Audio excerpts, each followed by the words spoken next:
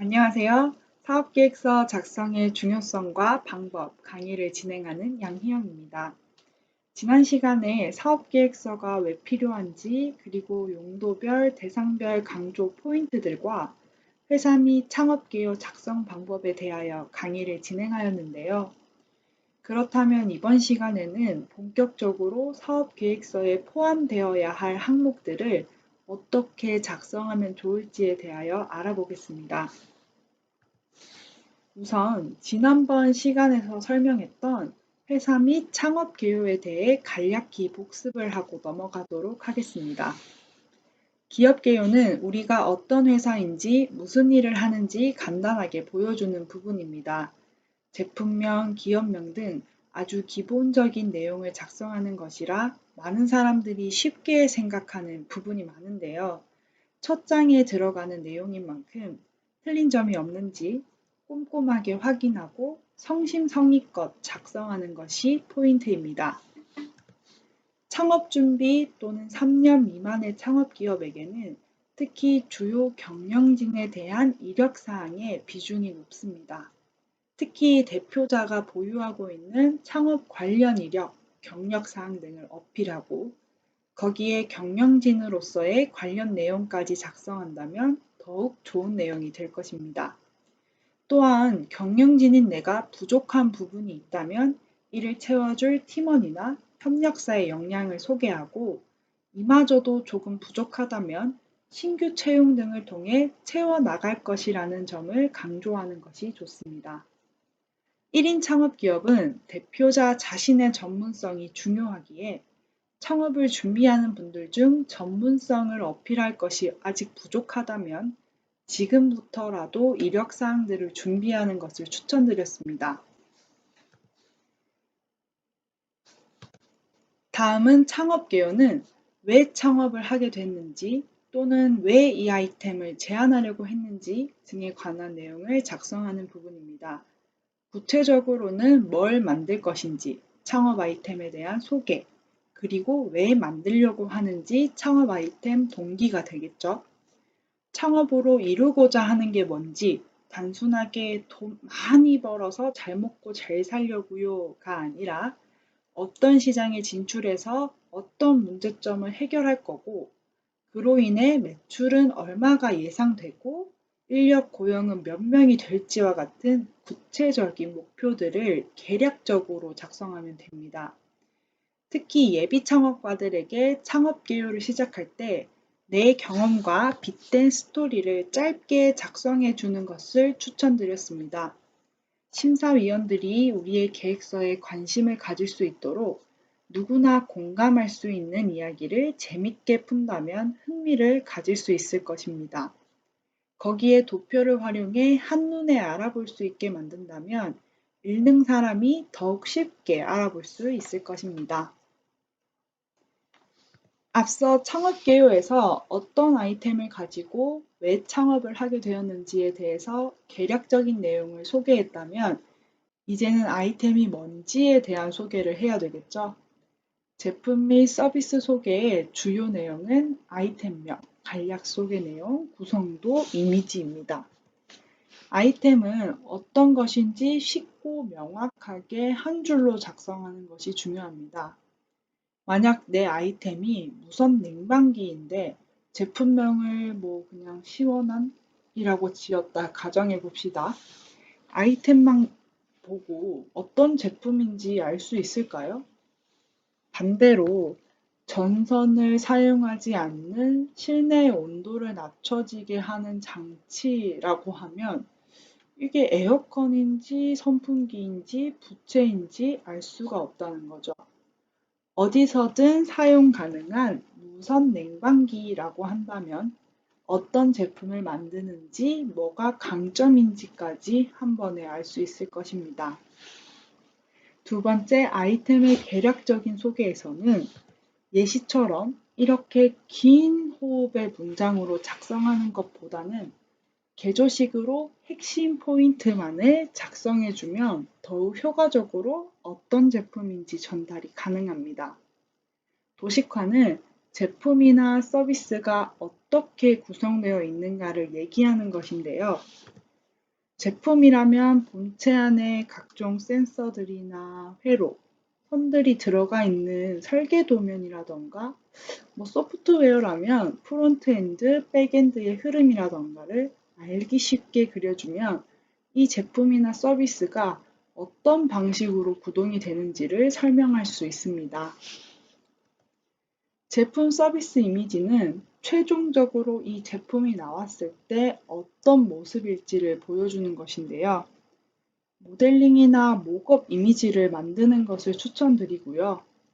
만약 직접 만들어내기가 어렵다면 기존 제품 이미지를 활용해서 주요 포인트들만 합성을 하는 방식으로라도 최종적인 모습이 어떨지에 대한 이미지를 보여주는 것이 좋습니다.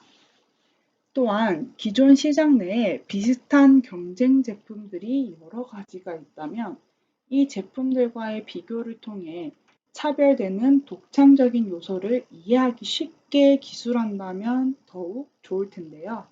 경쟁 업체와 비교할 때 사용되는 형식은 보통 표나 도표를 많이 활용하고 있습니다. 표에서는 우리와 경쟁 업체가 가진 주요 기능들을 나열한 뒤 OX 형식이나 아니면 간략한 정보만을 기입하는 것으로 작성을 하는데요. 이렇게 작성한다면 한눈에 경쟁 업체와 달리 우리가 가진 주요 경쟁력을 한눈에 보일 수 있을 것이고, 도표 형식을 활용한다면 우리가 중요하게 생각하는 요소에서 경쟁 제품보다 우리 제품이 우위에 있다는 것을 어필할 수 있습니다. 특히 도표에서 우상단이 우위에 있다는 것을 의미합니다. 이제 어떤 제품을 만들 것인지에 대한 설명을 마쳤다면 어떻게 개발할 것인지 구체적인 계획을 이야기해야겠죠. 개발 계획 파트에서는 개발 현황 및 방향, 일정 등을 상세하게 기재하는 것이 중요한데요.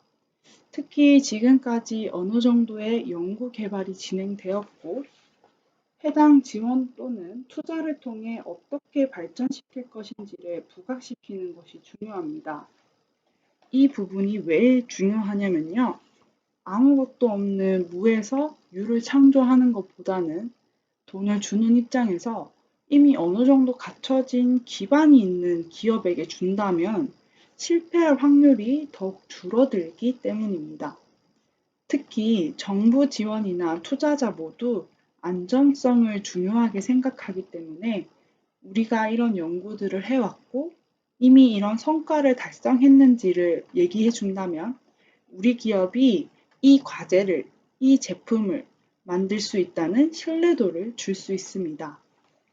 일정은 표를 활용하여 주별 또는 월별로 개발에 필요한 요소들을 어떻게 개발해 나갈 것인지, 무엇을 활용할 것이며 어떤 것이 목표인지와 같이 좀 더 구체적으로 작성해 주는 것이 좋습니다.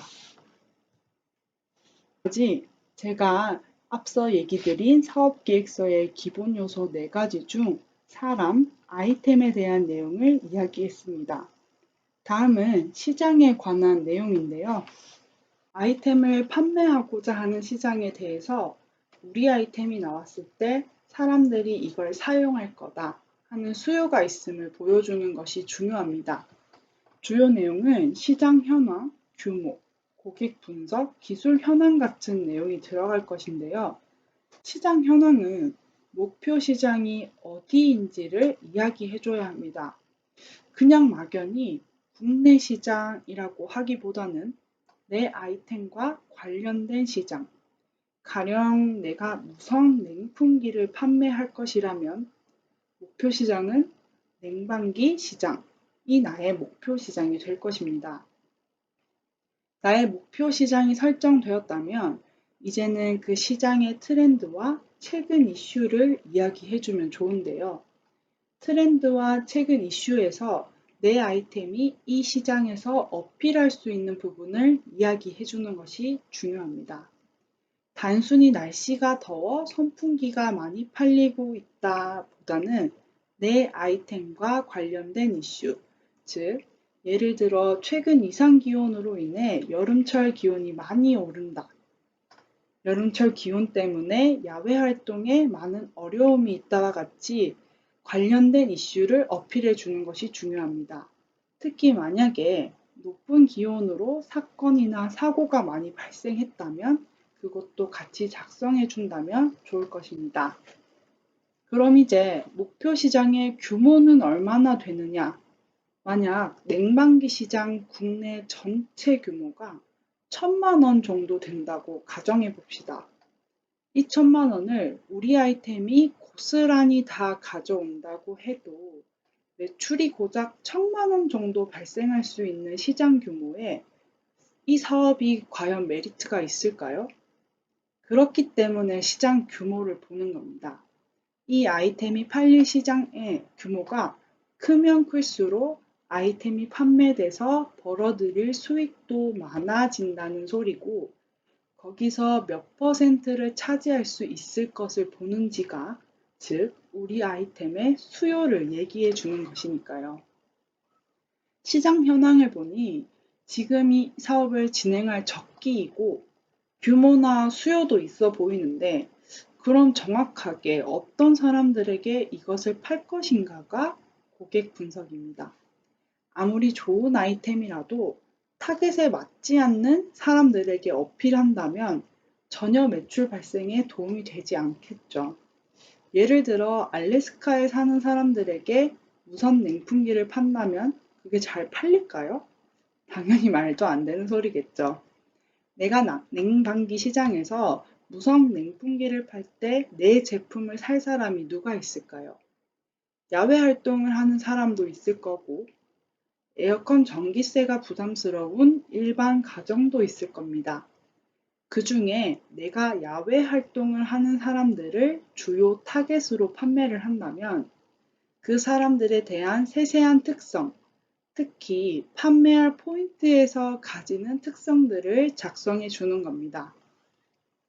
마지막으로 기술 현황은 유사한 제품들이 있는지, 그리고 최근 트렌드는 어떤지, 예를 들어 최근 냉방기 시장에 냉풍기가 많이 출시되고 있다고 가정합시다. 냉풍기가 많이 출시되고 있다는 것은 그만큼 시장에 수요가 있다는 것을 반증하는 것이고, 최근 소형의 냉풍기가 많이 나온다는 것은 이동성이 중요해지고 있다는 것이겠죠. 기존 기술 현황들을 통해 수요를 미리 예측할 수가 있고, 기존 기술의 문제점을 개선한 우리의 아이템이 더욱 타겟에 어필할 것이라는 것을 증명해 줄 수 있을 것입니다. 제가 지난 시간에 사업계획서의 원칙 중 객관성을 얘기하면서 신뢰 있는 사이트의 자료를 인용하는 것이 중요하다 얘기 드렸는데요. 시장조사 참고 사이트에 나와 있는 이 사이트들을 잘 활용하시면 도움이 많이 될 것 같고요. 모든 자료는 항상 최신 자료를 사용하는 것이 중요합니다. 개인적으로는 3년 이내 자료를 인용하는 것을 권장드립니다. 이제 시장 분석까지 모두 마쳤으면 진짜로 어떻게 판매할 것인가에 대한 이야기를 할 차례인데요. 이제 진짜로 어떻게 판매할 것인가에 대한 이야기를 할 차례입니다. 앞서 시장 분석 결과를 바탕으로 우리가 설정한 타겟에게 어떻게 어필하여 판매할 것인가에 대한 전략을 설명하는 항목이 바로 마케팅 전략입니다. 마케팅 전략에는 제품, 가격, 유통, 촉진에 대한 내용이 주로 들어가는데요. 제품은 지금까지 어떤 제품을 판매할 것인지에 대해 앞에서 자세히 설명하였으니 얼마로, 어디서, 어떻게 판매할 것인지에 대한 내용을 전략적으로 작성하시면 됩니다. 작성 포인트는 정확한 타겟팅, 실현 가능한 판매 계획이 매우 중요합니다. 특히 가격적인 부분에서 무선 냉방기에 대한 가격을 파격적으로 5,000원에 판매한다고 합시다. 수요도 있는 상황에서 저렴하게 팔면 많은 사람들이 살 것 같지만 제품 개발에 들어가는 비용까지 감안한다면 현실적인 판매 금액을 결정하는 것이 중요하겠죠. 판매 계획도 마찬가지입니다. 온라인을 통해 판매를 한다면 자체 쇼핑몰을 이용할 것인지, 지마켓과 같은 대형 유통 사이트를 이용할 것인지, 각 사이트의 단점을 분석해서 어디에 판매하는 것이 우리 제품 판매에 용이하면서 회사에도 부담이 없는지를 판단하여 작성해야 합니다. 촉진은 프로모션을 의미하는데요. 일반적으로 우리가 알고 있는 광고나 홍보 활동들을 의미합니다. 타겟층에 따라 광고, 홍보 방식이 달라지겠죠. 예컨대 여러분이 냉방기를 어르신들에게 판매한다고 했을 때 우리가 자주 쓰는 인스타그램이나 페이스북을 통해 홍보한다면 어른들이 과연 이 광고를 보고 냉방기를 사러 올 수가 있을까요? 이처럼 내가 정한 타겟이 어떤 플랫폼들에 익숙한지, 어떻게 홍보를 했을 때 효과적인지를 분석하여 홍보 방식을 설정해야 합니다. 특히 사업계획서를 보는 사람들에게 신뢰나 전문성을 보여주기 위해서는 포피, STP, 스왑과 같은 마케팅 툴을 사용하여 분석한 자료를 보여주면 더욱 좋겠죠. 옆에 보시는 예시는 제가 작성해 본 마케팅 전략에 대한 사업계획서 중 일부인데요. 초기 확산을 위해 어떤 채널을 통해 실행할 것인지에 대한 진입 전략과 더불어 포피를 활용한 전략을 제시했습니다. 프로모션 또한 초기 진입 시 전략과 점유율 확장을 위해 1, 2차로 전략을 구분하여 작성해 줌으로써 체계를 갖추고 있다는 것을 보여줄 수 있습니다. 사업을 진행함에 있어서도 세부적으로 구분한 전략들이 더욱 사업을 확장시키는 데 도움이 될 수 있겠죠. 그리고 유통 방식도 타겟층에 맞춰 작성하는 것이 좋습니다. 냉방기의 타겟층의 경우 일반인이 될 수도 있겠지만 공사장, 경기장과 같이 야외 활동을 많이 하는 단체나 기업이 될 수도 있을 텐데요. 그런 타겟층에 맞게 어떻게 전략을 갖춰야 하는지도 고민할 필요가 있습니다. 특히 개인이나 기업은 판매 방식이라던가 홍보 방식 등 가격 같은 측면에서도 모든 게 다 달라져야 하기 때문에 한 가지의 전략만으로는 어필하기가 부족하고 우리가 사업을 진행함에 있어서도 좀 더 세분화된 전략을 갖추는 것이 중요합니다. 이제 네 가지 기본 요소 중 마지막인 자금에 대해서 설명해 드리겠습니다. 세계 최대 유통기업인 월마트의 창시자 샘 월트는 첫 월마트를 열기 전 나는 이미 사업을 너무 크게 구성한 나머지 상속세를 줄일 부동산 계획까지 세웠다라고 합니다. 그만큼 사업에 있어서 자금 계획은 매우 중요한 요소 중 하나인데요. 좋은 아이템과 더불어 그 아이템이 빛을 발할 때까지 달릴 수 있게 해주는 연료가 자금이라고 생각하기 때문입니다. 자금 사용에 대한 구체적인 계획이 없다면 지금 가지고 있는 자금이 사업이 제대로 시작도 해보기 전에 모두 소진되어 사업 불가 상태가 될 수 있습니다. 자금은 언젠가는 반드시 소진되는 것입니다. 하지만 그 소진 시점이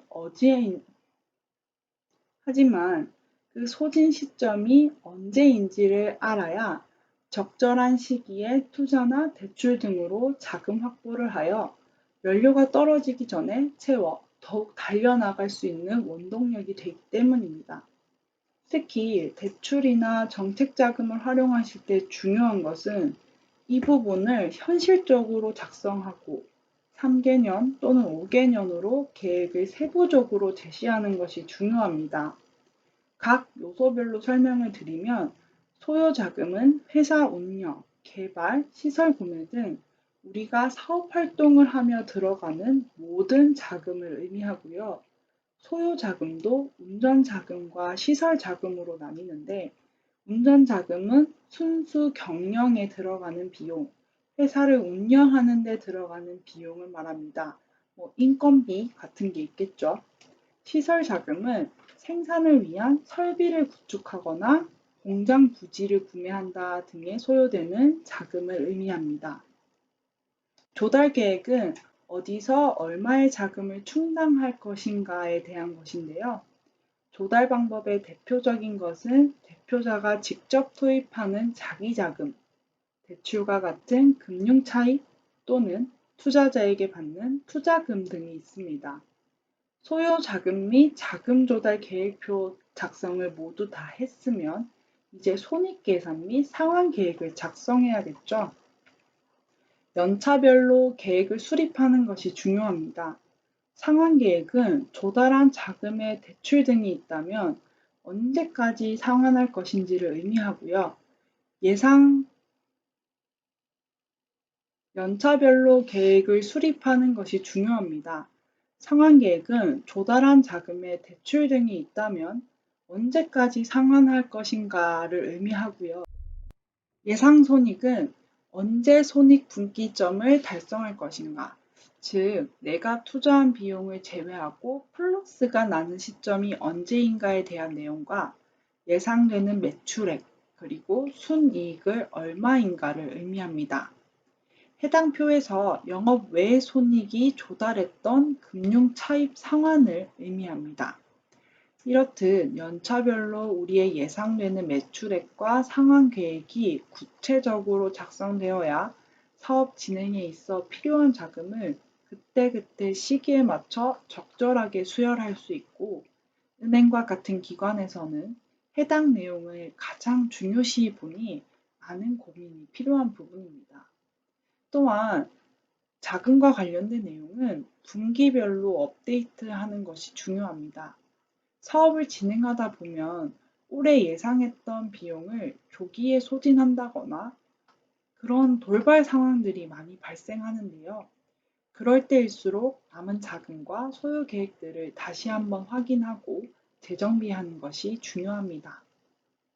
자, 여기까지 사업계획서 작성에 대한 주요 포인트들을 살펴봤습니다. 사업계획서는 많은 노력이 필요합니다. 내 자식과도 같은 아이템이 빛을 볼 수 있게 체계를 갖춰 가꿔나가야 하는 것이죠. 유명 컨설팅 전문가인 브라이언 트레이시는 계획을 세우지 않는 것은 실패를 계획하는 것이다 라고 하였습니다. 지금은 사업계획서를 작성하는 것이 낯설고 어렵겠지만 계속해서 업데이트해 나간다면 분명 좋은 사업계획서를 작성할 수 있게 될 것입니다. 그리고 사업계획서 작성 너무 두려워하거나 무서워하지 마세요. 여러분의 사업을 가장 잘 아는 사람은 은행도 투자자도 저도 아닌 여러분 자신이니까 말입니다.